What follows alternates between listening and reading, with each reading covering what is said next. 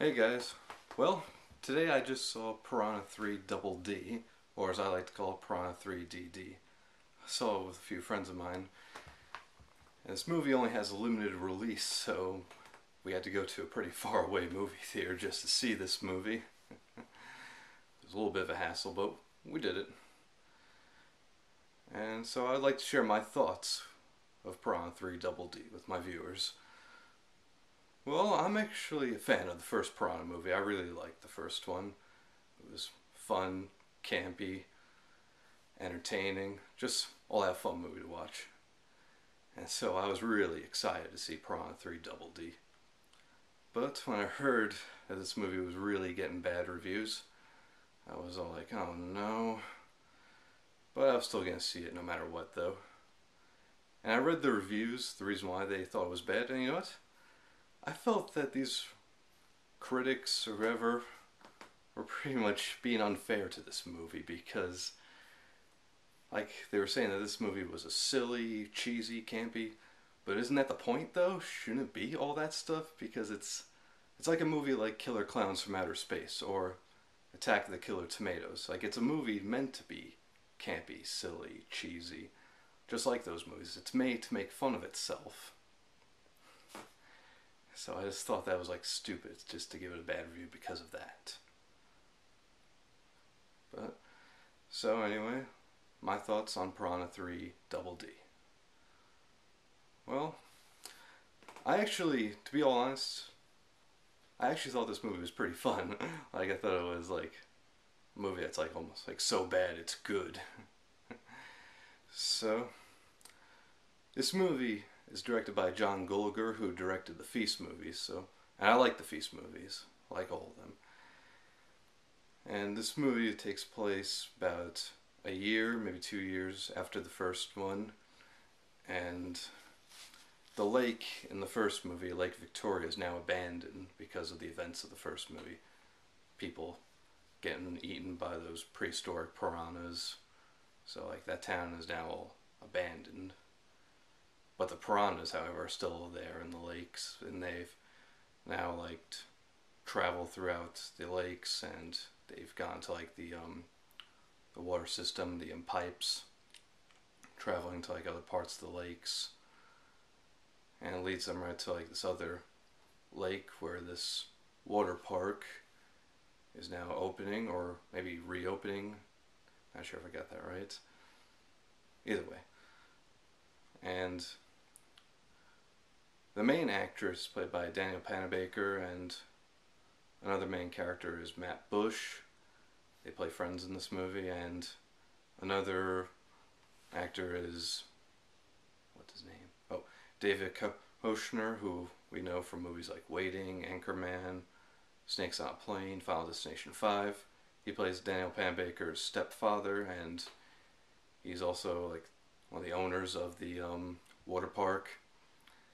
He's basically a bit of like an asshole in this movie because like he's just basically all just cares about the money, and he also opens up like another part of the water park where it's like an adult part of the park where it's like they just have like naked people, of course, naked chicks. He even puts like cameras in the water, or in the pool, sorry, just to see them naked.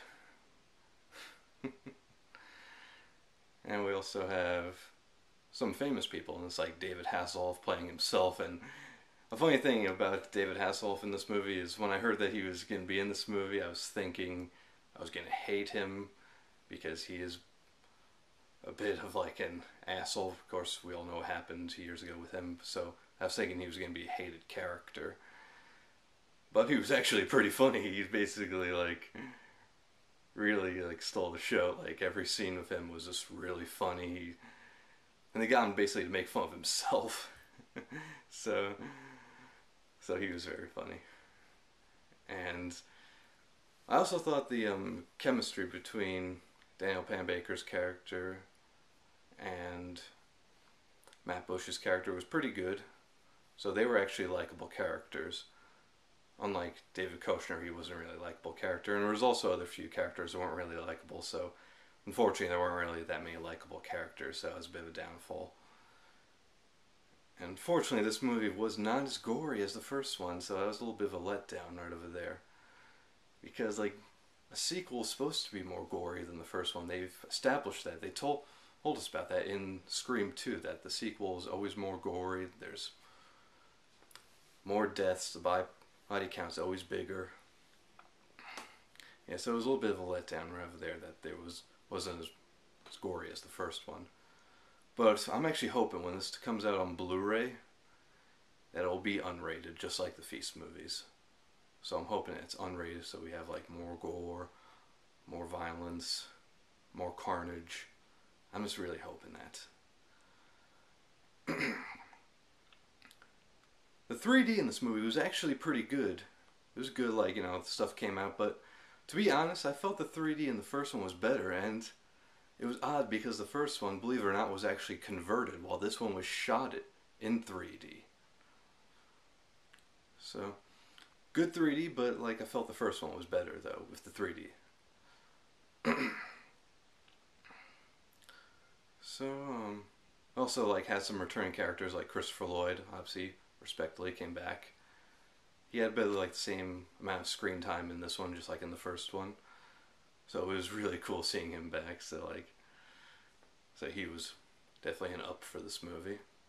And there was also Ving Rhames coming back, so he was an up for this movie. Paul Scheer also come back, he was an up for this movie as well. But like their involvement though was somewhat disappointing though, because like we have like Ving Rhames, a big tough guy, but now in this one, like he doesn't really do much. Like little spoiler alert right over here, just to warn you, little spoiler. Like the thing about like he doesn't do much in this one is that he's scared of the water in this one, while in the first one he was just a really big tough guy, like shooting the prawns with a shotgun and coming at them with that propeller. Yeah, so now he's scared of the water because his legs were eaten off. But maybe like you would be scared of the water after that, kind of like how you'd be scared of the water after you see Jaws. So, like unfortunately he didn't have that much screen time like he did in this one, so it was a little bit of an up and down, like with Ving Rhames and Paul Scheer. Like they had like the same screen time, but like there was like a plot hole though, because we don't know like how Paul Scheer became like Ving Rhames' friend, because he was a cameraman in the first movie for Jerry O'Connell's character.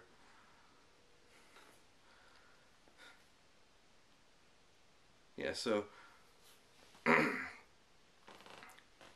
so like I just said, this movie did have some ups and downs, and also like another good cameo was from Gary Busey. Like he had a pretty cool cameo, even though his cameo was only in it for like, I don't know, like 5 minutes, I'd say. Yeah, just about. Another thing that was also a little bit of a letdown was that this movie I thought was too short. Like I thought the pacing was too fast. I mean, I know the first one was a little short too. I mean, it was just under 90 minutes, but this one was like 83 minutes. Sorry. So, all in all, like, it was a fun movie. Like, it was pretty campy in a good way, though. Like, the prawn attacks were pretty good. Some of it felt a little bit like stock footage from the first one, but, like, the scenes, like, when they were attacking were pretty cool. The, scenes of the, characters getting, like, attacked, eaten, it was pretty cool. And also the prawn effects I thought were pretty cool too, because not all the prawns were CGI. Some of them were actually puppets. Some of them were actually like mechanicals, like used by like remote controls. Like what the director actually said in this interview I saw, they were like remote controlled. So it was actually pretty cool to not just see like CGI, but actually like puppet work, because John Gallagher said himself that he's actually a fan of like 80s B-movie stuff, so this was like paying tribute to that. Paying tribute to the 80s. And also it wasn't really all that predictable as well, because like John Gallagher doesn't like to be predictable in his horror movies. Like you saw in Feast, the slutty girl lives when normally they die. And so it has like some of that tribute in this movie as well. Yeah.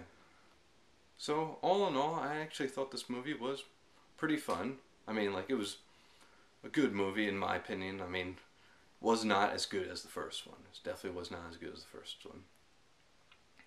So I give, like, ups for its 3D and for its comedy, of course, for its, like, piranha attacks, but a little down for, like, the lack of gore and the fast pacing, which I thought was a little bit of a big letdown there. So all in all, I actually really did like this movie, and please don't hate me just because I actually liked this movie, because, like, this is just my opinion, and don't just go, oh, you have bad taste because you like this movie. I mean, it's kind of like I saw people, like, give me, like, grief for liking Hellraiser Revelations. I mean, this is my opinion, and I'm entitled to my own opinion. Okay? So, all in all, I liked Piranha 3 DD, Piranha 3 Double D, whatever you like to call it. And I'm actually excited for, like, one day when it comes out on 3D Blu-ray, since I have a 3D TV, and because unfortunately I will not be seeing this, like, twice in the theater because of how far away the theater was. So, like, I had, like, a very fun time seeing this movie. So it was just a pretty fun, campy movie overall. And, like, one thing I should definitely say is that if you like the first one, then you'll like this one. But if you don't like the first one, then this is not the movie for you. So, all in all, I'm a fan of the first one, and I like this movie. And I think I'm about done now. Alright. Thank you for watching. See you later.